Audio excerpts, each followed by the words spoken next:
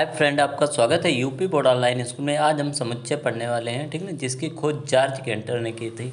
तो हम आज देखने वाले हैं समुच्चय के प्रश्नावली 1.1 के महत्वपूर्ण सवाल जो क्लास 11th के हैं। ठीक, तो बहुत ही महत्वपूर्ण क्लास होने वाली है। अब लास्ट तक देखिए, आपको पूरा अच्छे से समझ में आ जाएगा। तो देखिए, जे से प्रारंभ होने वाले वर्ष के सभी महीने, तो आप बहुत अच्छे से जानते हैं। जे से प्रारंभ होता है जनवरी, ठीक ना, JANUARY, ठीक ना।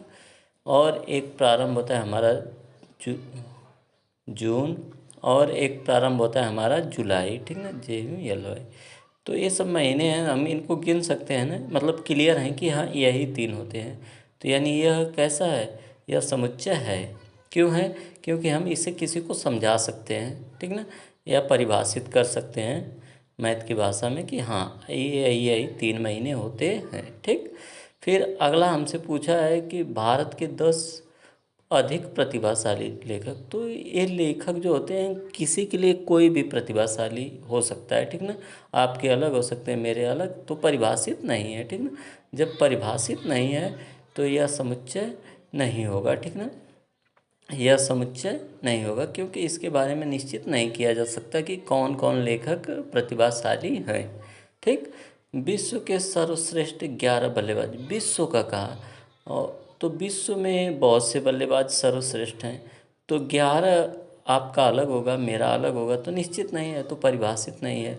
परिभाषित नहीं है तो यह समुच्चय में नहीं है, ठीक ना।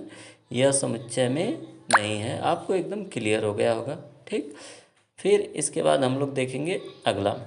पूछा है आपकी कक्षा में सभी बालकों की संख्या, तो सभी बालकों का संग्रह। तो देखिए, आपकी कक्षा में बालकों का जो होगा संख्या वो निश्चित है, ठीक ना, उसको काउंट किया जा सकता है। तो ये क्या है, समुच्चय है, ठीक ना, ये समुच्चय है। 100 से कम प्राकृतिक संख्याओं का संग्रह।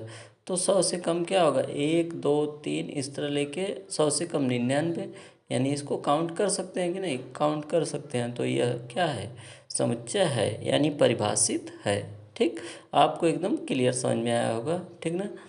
फिर इसके बाद हमारा देखिए अगला, मुंशी प्रेमचंद्र द्वारा लिखे गए उपन्यास। तो 2 उपन्यास इनके बहुत फेमस हैं जो जाने जाते हैं, गोदान और गबन, ठीक ना। तो इनको गिना जा सकता है, और भी हो सकते हैं, लेकिन गोदान और गबन फेमस हैं, तो इनके उपन्यास भी गिने जा सकते हैं। तो ये क्या है, समुच्चय है, ठीक ना।